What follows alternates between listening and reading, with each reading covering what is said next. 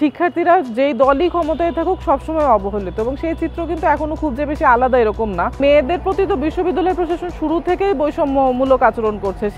সেই বৈষম্যটাকে এত নগ্নভাবে প্রকাশ করা এটা তো খুব দুঃখজনক। শিক্ষার্থীদেরকে প্রথম বর্ষ থেকে গ্রুমিং করা এবং তাদের কর্মক্ষেত্র সৃষ্টি করা।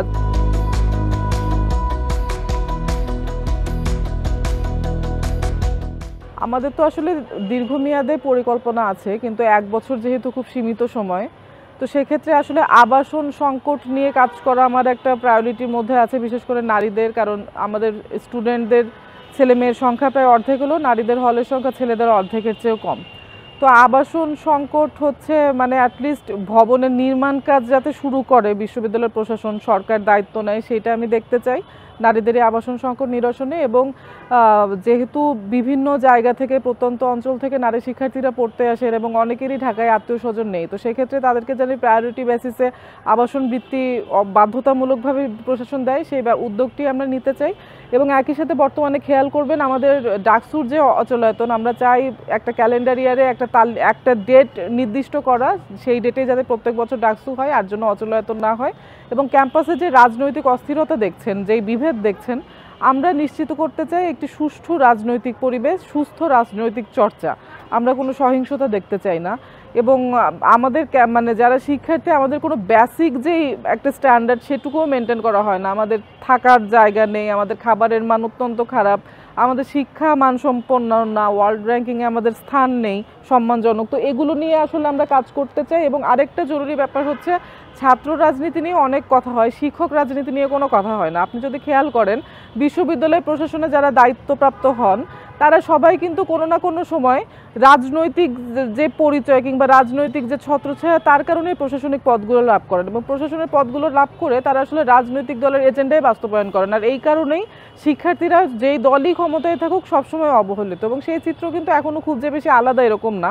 যদিও আমরা একটি ফ্যাসিবাদী কাঠামো দূর করেছি, কিন্তু কিছু কিছু যদি আচরণবিধির কথা আপনি বলেন, কিছু আচরণবিধি বিশ্ববিদ্যালয় প্রশাসনের কিছু মানে সিদ্ধান্ত আসলে 19 সালের চেয়েও আমার মনে হয়েছে যে আরও অবিবেচনাপ্রসূত। এটি অত্যন্ত দুঃখজনক। এবং শিক্ষক নিয়োগে যে দলীয় মানে রাজনৈতিক দলীয় যে একটা প্রভাব, আমরা সেটা মুক্ত করতে চাই। এবং শিক্ষকদের যে ইভ্যালুয়েশন, ছাত্রদের মূল্যায়ন হয়, শিক্ষক মূল্যায়নটা আসলে সব ডিপার্টমেন্টে সেভাবে হয় না। এবং একইভাবে আমি শিক্ষককে মূল্যায়ন করলে সেই প্রভাবটা যে আমার পরীক্ষার খাতায় আসবে না, সেই নিশ্চয়তা পাওয়া যায় না। তো এই কারণে আসলে আমরা একটা মানে কি বলবো, যে শিক্ষার্থীদের গোপনীয়তা রক্ষা করে একটা শিক্ষক মূল্যায়ন। এবং একই সাথে দেখা যাচ্ছে যে বারবার যদি কোনো শিক্ষক পেনাল্টি খান, সেক্ষেত্রে বিশ্ববিদ্যালয় তাদের ব্যাপারে কি ব্যবস্থা নেবে, এটা একটা সুস্পষ্ট রূপরেখা প্রণয়ন। এবং আরেকটা যে ব্যাপার, সেটা হচ্ছে আসলে শিক্ষক রাজনীতি বলেন, ছাত্র রাজনীতি বলেন, ক্যাম্পাস রাজনীতি বলেন, আমরা কোনো দলীয় লেজুর বৃত্তি চাই না। আমরা চাই যে যেই রাজনীতিটি করুন না কেন, সেটি ঢাকা বিশ্ববিদ্যালয়ের রাজনীতি করতে হবে, শিক্ষার্থীদের রাজনীতি করতে হবে। এখানে আসলে অন্য কোনো মানে রাজনৈতিক এজেন্ডা বাস্তবায়ন করা যাবে না। এবং একই সাথে আমরা যেরকম রাজনৈতিক চর্চার ক্ষেত্রে আমরা সম্মান মানে শ্রদ্ধাশীল, একই সাথে আমরা এটাও আশা করব যে কোনো শিক্ষার্থীকে আসলে তার মানে জীবনের মূল্যবান কর্মঘণ্টা আসলে অন্য কোনো দলীয় প্রোগ্রামে কিংবা হচ্ছে কোনো দলীয় এজেন্ডা বাস্তবায়নের জন্য দিতে হবে। এবং আরেকটা ব্যাপার হচ্ছে, শিক্ষার্থীদের টিউশনি করতে তাদের জীবনের অনেক মূল্যবান কর্মঘণ্টা চলে যায়, যেটি আসলে ভবিষ্যতে তাদের ক্যারিয়ারে কোনো ভ্যালু অ্যাড করে না। তো আমাদের একটি প্রচেষ্টা থাকবে যাতে প্রথম বর্ষ থেকেই শিক্ষার্থীরা আসলে যে প্রফেশনে যেতে চায়, তাকে যেন সেই প্রফেশনে দক্ষ করার জন্য পর্যাপ্ত ব্যাকআপটি শিক্ষক মানে বিশ্ববিদ্যালয়ের প্রশাসন দেন। এবং অনেক সময় দেখা যায়, যেটা আমাদের ইউনিভার্সিটি মানে অক্সফোর্ড ইউনিভার্সিটি প্রতিষ্ঠার সময় ছিল, হাউস টিউটররা যে কারণে ছিলেন যে ক্লাসে একটি পাঠদান দেয়া হলো, তারপরে যদি তাদের স্টুডেন্টদের কোনো কনফিউশন থাকতো বা কোনো সাপোর্ট থাকতো, তাহলে কিন্তু সে হাউস টিউটররা সেটি দিতেন। আমরা সেটি আবার প্রচলন করতে চাই, এটা একটা ব্যাপার। আরেকটা ব্যাপার হচ্ছে, প্রথম বর্ষ থেকে আসলে শিক্ষার্থীদেরকে গ্রুমিং করা। যদি বলি, প্রাইভেট ইউনিভার্সিটি কিন্তু পাবলিক ইউনিভার্সিটির চেয়ে এখন অনেক এগিয়ে গেছে, তাদের কিন্তু সেই গ্রুমিংটা করা হয়। আমাদের শিক্ষকরা তো প্রাইভেট ইউনিভার্সিটিতে ক্লাস নেন। তো সেক্ষেত্রে হচ্ছে শিক্ষার্থীদেরকে প্রথম বর্ষ থেকে গ্রুমিং করা এবং তাদের কর্মক্ষেত্র সৃষ্টি করা। যে দেখা যায় যে এমন অনেক জায়গা আছে যেখানে আসলে আপনার দীর্ঘমেয়াদী কোনো মানে কি বলবো নিয়োগের দরকার নেই, সেই কাজগুলো বিশ্ববিদ্যালয়ের শিক্ষার্থীদের মাধ্যমে করানো সম্ভব, তাহলে তারও আর্থিক কষ্টটি লাঘব হয়, বিশ্ববিদ্যালয়ের কাজ হয়।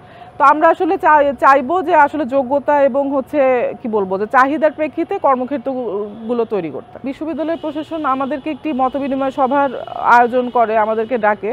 এবং সেখানে জাস্ট তারা তাদের সিদ্ধান্তগুলো জানিয়ে দেয়, আমাদের সিরিয়াস কোনো কনসার্ন জানানোর তারা সুযোগই দেয় না, আমাদের কোনো কথা শোনে না। অথচ আমাদের সিরিয়াস কিছু বিষয় ছিল, যেরকম ছাত্রীদের হলে যেই প্রতিবন্ধকর কথা বলেছে, যেরকম এক হলের ছাত্রী আরেক হলে রাত 10টার পরে অবস্থান করতে পারবেন না, ঢুকতে গেলে হচ্ছে পারমিশন লাগবে। এখন যারা অনাবাসিক ভোটার আছেন, যারা অনাবাসিক প্রার্থী আছেন, কিংবা যারা অন্য হলের, কিন্তু হলে তো আমাদের এই প্রতিবন্ধকতাগুলো আবার ছেলেদের ক্ষেত্রে কিন্তু কোনো নিয়ম নেই।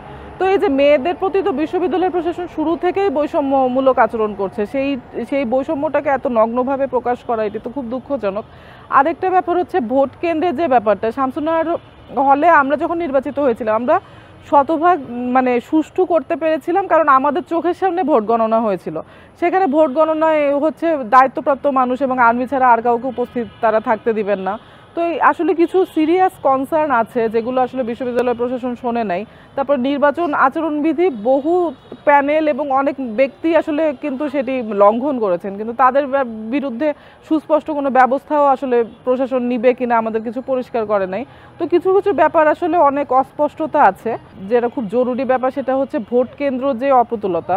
আমাদের 19 সালে 19টি ভোট কেন্দ্র থাকার পরেও নির্বাচন সুষ্ঠু হয়নি, লাইন জ্যামিং হয়েছিল। সেখানে এইবার মাত্র 8টা ভোট কেন্দ্রে কোনোভাবেই সম্ভব না। এবং আমরা হিসাব করে দেখেছি, যদি বিকাল 4টা পর্যন্ত মানে ভোট কাস্টিং হয়, মাত্র 30,000 ভোট মানে নেওয়া সম্ভব যেই ভোট কেন্দ্রের সক্ষমতা অনুযায়ী। তো 10,000 ছাত্রের ভোটাধিকার এভাবে তো বিশ্ববিদ্যালয় খর্ব করতে পারে না। আপনি যাতে 40,000 শিক্ষার্থীকেই অ্যাকোমোডেট করা যায়, তারা ভোট দিতে আসবে কিনা এটা তাদের সিদ্ধান্ত, কিন্তু তাদের সবাইকে তো সুযোগটি দিতে হবে। এই যে সুযোগটি থেকে বঞ্চিত করা, এটি তো বিশ্ববিদ্যালয় কোনোভাবে করতে পারে না। আমাদের আসলে দলীয় একটা বাজেট আছে, সেটা আমরা হচ্ছে মানে করছি, আমাদের মতো করে চেষ্টা করছি যতটুকু পারা যায়, তবে খুবই সীমিত। আমি যদি বলি যে আমার নিজের এখনো লিফলেট বানানো হয়নি বাজেট মানে সংকটের কারণে, চেষ্টা করছি যতটুকু হয়। আমরা যারা রেসিস্টেন্সের মানুষ, আমরা যারা দীর্ঘ সময় ধরে আন্দোলন সংগ্রাম করছি, তারাই তো আসলে এই প্যানেলটি গঠন করেছে। এবং এখানে যেরকম রাজনৈতিক পরিচয়ের শিক্ষার্থীরা আছেন, 8 জন নির্দলীয় শিক্ষার্থী আছেন, কিন্তু যখন প্রতিরোধের ব্যাপারটি আসে, অন্যায়ের বিরুদ্ধে মানে লড়াইয়ের ব্যাপারটি আসে, তারা কিন্তু আমাদের সহযোদ্ধা। আমাদের 3 জন আদিবাসী শিক্ষার্থী আছেন, যেটি আসলে আদিবাসীদের সর্বোচ্চ অংশগ্রহণ। আমাদের 11 জন নারী শিক্ষার্থী আছেন, যারা আসলে মানে নারীর অংশগ্রহণ আমাদের প্যানেলে সবচেয়ে বেশি। এবং একই সাথে আমার রাজনৈতিক যে সহযোদ্ধারা আছেন, তারা কিন্তু আমাকে সম্মান করে সর্বোচ্চ পদটি ছেড়ে দিয়েছেন।